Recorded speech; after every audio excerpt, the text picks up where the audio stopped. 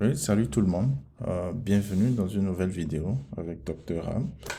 Aujourd'hui, nous allons continuer à regarder le concours 2015. Nous allons regarder l'exercice numéro 4. Euh, donc, dans cette vidéo, nous allons discuter cet exercice-là. En fait, c'est aussi un exercice classique. Donc, nous avons en fait, on a un circuit R, L et C, ok, parallèle en régime sinusoïdal. Ok, donc, vous avez une tension d'entrée qui est une tension sinusoïdale de pulsation oméga. Euh, Maintenant, la question, en fait, tout c'est pour étudier la variation de l'impédance du circuit. Ok, donc voilà, c'est ce qu'on veut voir. La première question, c'est d'exprimer l'impédance complexe du circuit. Après, on définit ces variables-là. On dit maintenant de trouver l'expression de l'impédance en fonction de ces variables. Après, on dit d'établir l'existence d'un extrémum du module de l'impédance pour certaines valeurs de Q qu'on précisera.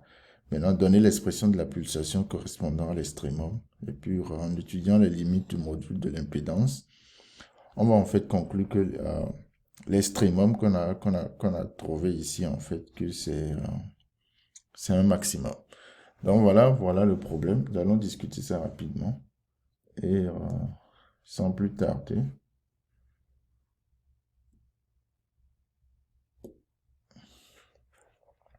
Donc voilà, nous sommes ici. Voici le circuit que nous avons ici.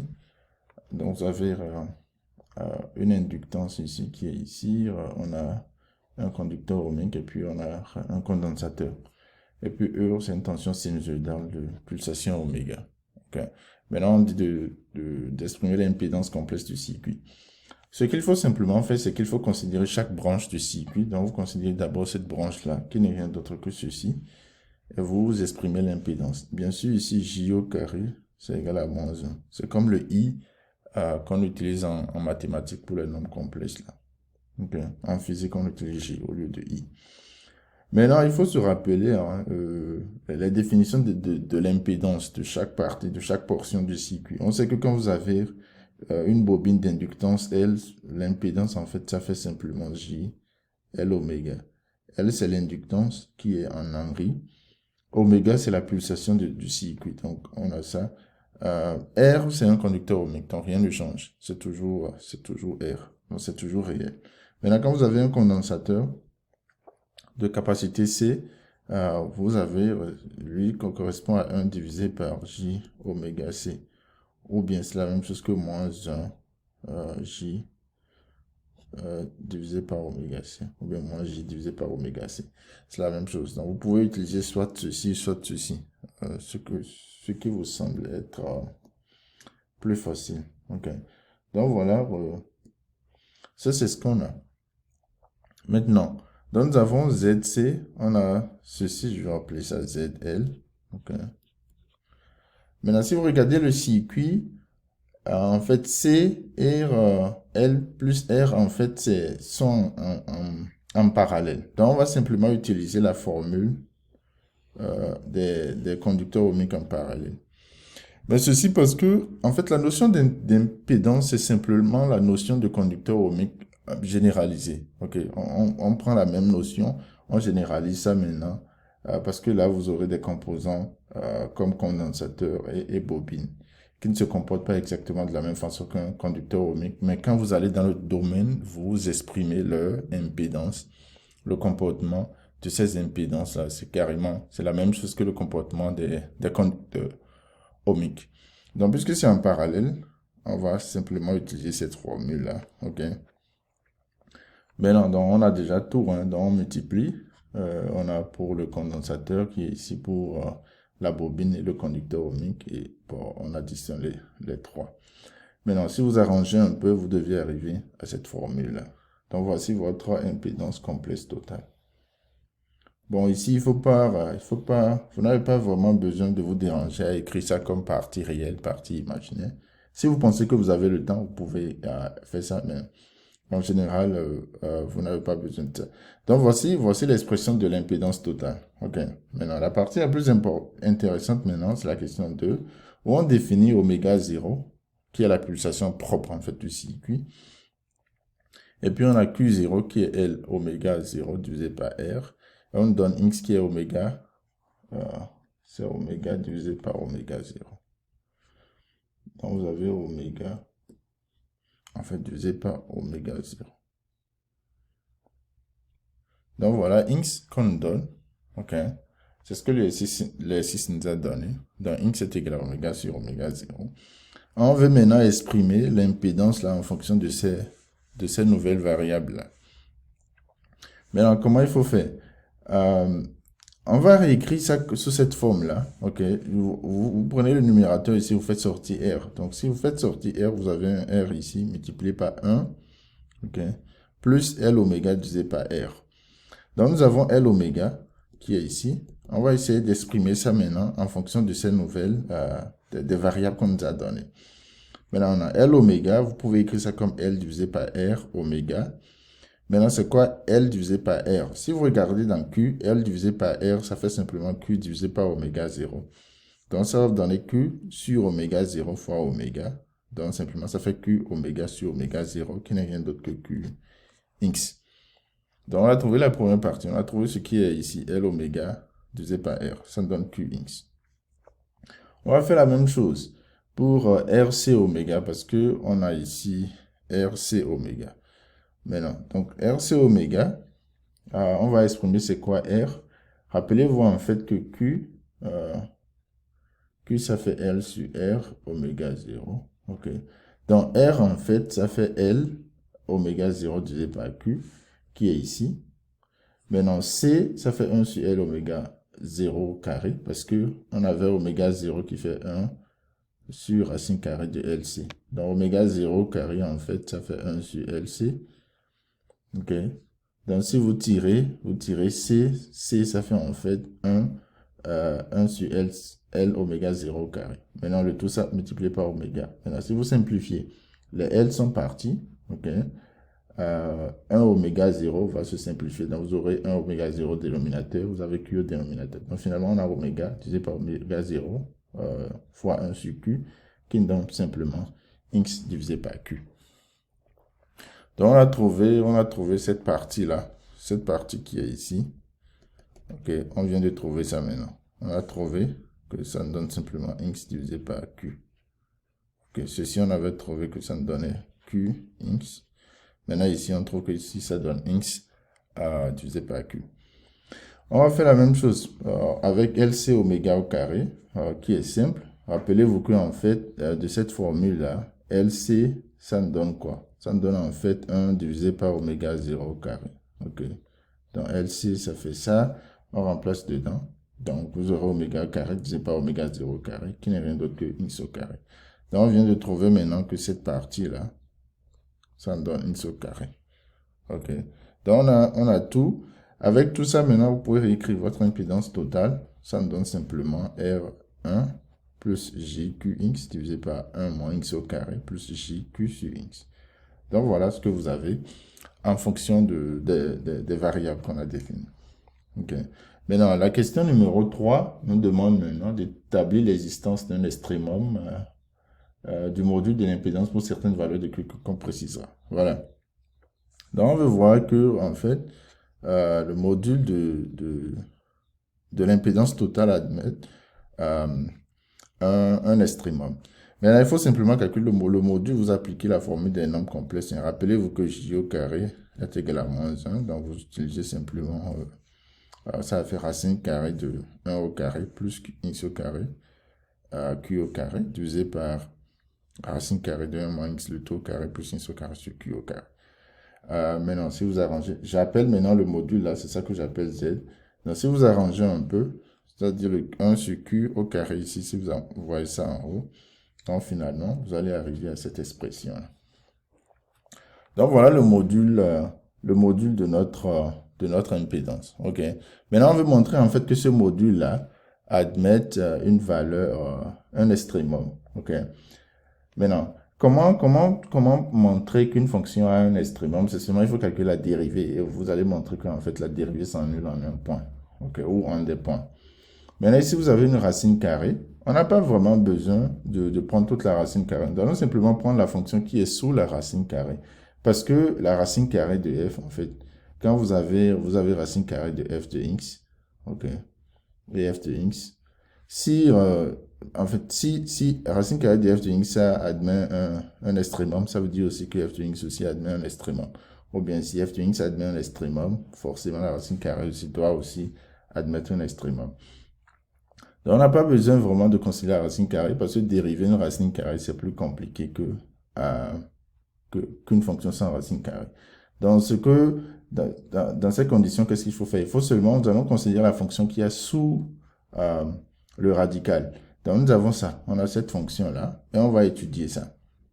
Maintenant, pour raison d'écriture, parce que j'ai du mal à écrire Q, j'ai posé Q égale à 1B. OK. Donc, si vous faites ça et vous faites la dérivée de façon...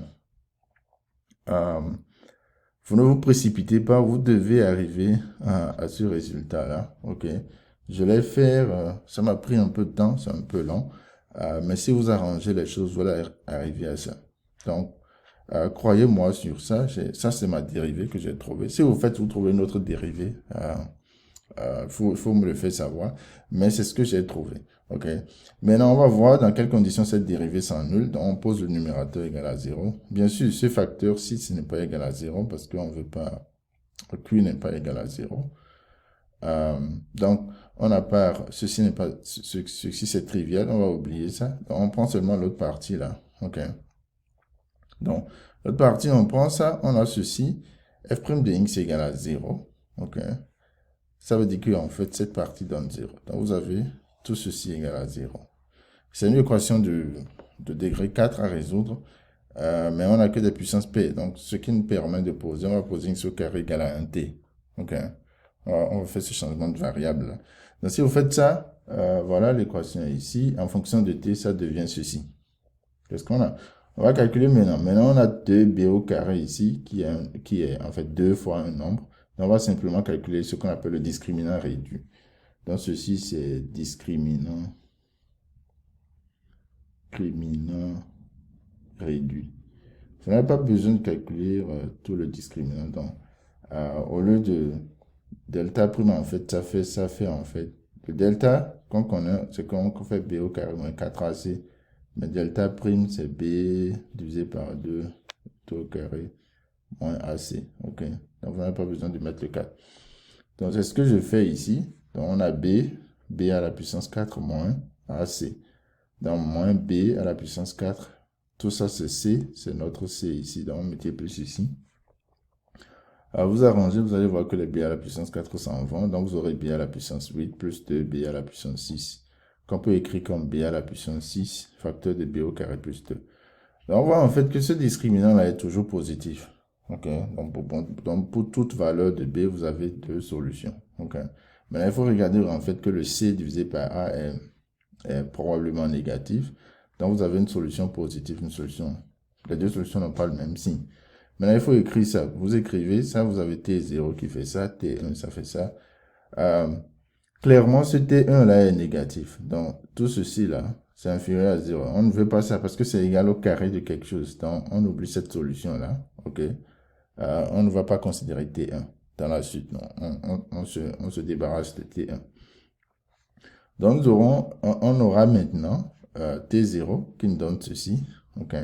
Maintenant, rappelez-vous en fait que x, ça fait x au carré, ça fait t.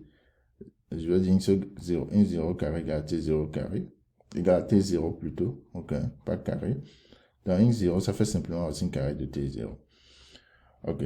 Mais aussi, ici, on va seulement considérer la solution positive. Donc, on va prendre racine carrée de tout ça. Si vous arrangez, vous allez arriver à ceci. OK. Vous simplifiez. Il y a un b ici. OK. Parce que vous aurez un b au carré. Donc, vous aurez tout ceci divisé par b. Il y a un b que j'ai oublié ici. Donc, faites attention à ceci. Vous avez 1 divisé par b ici. Donc, voilà ce que nous avons. Donc, je vais diviser par q ici. Maintenant, rappelez-vous que ce que j'écrivais comme b avant, c'est q. Donc, x0, en fait, ça fait q, le tout divisé par. Donc, ceci, nous devons avoir tout ceci divisé par Q ici. Ici aussi, on doit diviser par L oméga 0 divisé par R. Donc voilà, voilà, donc et on a une 0 qui nous donne ceci, en fait, tout ceci divisé par Q. Donc voilà ça veut dire que simplement pour cette valeur de x là, pour x égale à ça, pour x égale à x0 égale à ceci, votre fonction admet un extrémum, simplement. Ok. On a utilisé la fonction qui a sous le radical, mais comme je vous ai dit au départ, c'est la racine carrée d'une fonction est la même fonction. Si les deux ont des extrémas, c'est forcément, ça doit être forcément au même point. Les valeurs de ces extrémas-là ne seront pas les mêmes, mais les points en lesquels ils ont les extrémas doivent être les mêmes. Ok, donc nous avons ça. Voilà, donc nous avons ceci. La question est seulement dit de montrer que l'existence d'un extrémum, donc il faut simplement montrer que la dérivée s'annule en un point qui est non trivial. Maintenant, on demande l'expression de la pulsation à l'extrémum. Ok, donc on a x0, ça fait oméga e divisé par oméga 0. Oméga e, c'est ce que j'appelle la pulsation à l'extrémum. Donc simplement oméga e, ce sera x0, oméga 0. Donc vous multipliez, vous avez ça, oméga 0 multiplié par ceci. Simplement. Donc voilà un peu ce qu'on a. Et vous remplacez Q par sa valeur. On connaît la valeur de Q. Donc vous remplacez tout. Vous aurez simplement ceci. Okay. Si vous voulez faire plus, si vous voulez simplifier plus, vous pouvez faire plus de calculs. Hein. Vous pouvez faire sortir ceci. Bon, mais je ne pense pas que vous avez vraiment besoin de simplifier. L'essentiel aussi, c'est de comprendre un peu la procédure. Voilà, la procédure d'obtention de ceci. Maintenant, on demande d'étudier les limites du module de Z. Et puis de déduire en fait qu'il s'agit d'un maximum. Là, on va voir. Voilà, le module de Z, c'est ceci. La limite de Z lorsque instant v est 0. Lorsqu'on est en 0, vous avez cette partie s'en va. Ceci va vous donner Q au carré. Ceci aussi s'en va. Donc, vous avez Q au carré divisé par Q au carré qui vous donne 1. Donc, la limite, ça me donne R. OK. Maintenant, il faut regarder ce qui se passe lorsque instant v est infini. Donc, en infini, au dénominateur, ici, vous avez une puissance 4 qui vient du carré de ceci. En haut, ici, vous avez au carré divisé par x puissance 4, vous avez 1 sur x au carré qui tend en fait vers 0 lorsque x tend vers infini. Donc en infini, en fait, ça descend, ça donne 0. Donc voilà, vous avez quelques scénarios. Donc vous savez que forcément, vous commencez par R. Ok. Maintenant, il y a plusieurs possibilités. Hein. Vous pouvez directement faire comme ça. Ok. Voilà, donc vous avez ces deux possibilités-là. Vous pouvez directement faire comme ça, ou vous allez en haut, mais vous devez vous arrêter quelque part et descendre vers 0. Ok. Mais non, pourquoi cette possibilité n'est pas possible? Ceci n'est pas possible parce qu'on a montré en fait que nous avons un extrémum. Ceci voudra dire que la dérivée doit s'annuler quelque part. Mais si vous prenez cette fonction-là, ce qui est ici, ok, on voit clairement que la dérivée n'annule pas parce que ça n'a pas de tangente horizontale. Vous ne pouvez pas trouver de tangente horizontale à ceci, à moins que vous vous situiez à 0. Mais on n'est pas en 0. On est loin de 0. Donc ceci n'admet pas.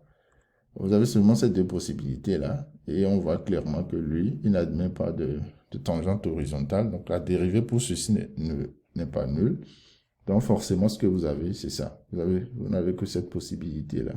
Ça va en haut et ça descend vers plus infini. Donc en fait, le point que vous avez un maximum ici. Donc vous avez max. Ok. Maintenant, vous pouvez me dire, mais pourquoi vous pouvez aussi descendre comme ça. Mais dans tous les cas, même si vous descendez comme ça, vous faites tout ce que vous faites, vous allez voir en fait qu'il n'y a pas de possibilité que vous ayez un extrémum parce que toutes ces fonctions-là n'admettent pas de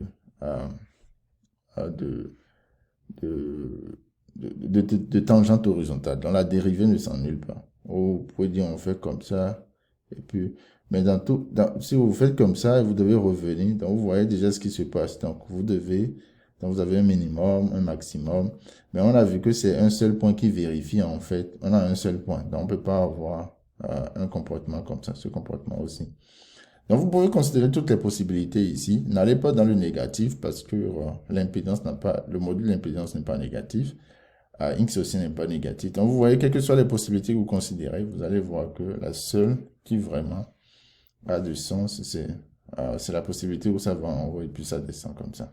Donc, voilà, nous avons cette courbe-là, la courbe d'en haut, là, qui est, qui est qui donne en fait la meilleure variation pour l'impédance. Donc voilà, simplement, c'est la fin du problème. Donc, j'espère que c'est clair. Si vous avez des commentaires, laissez-moi des commentaires et puis je vais y répondre. Merci et à la prochaine vidéo.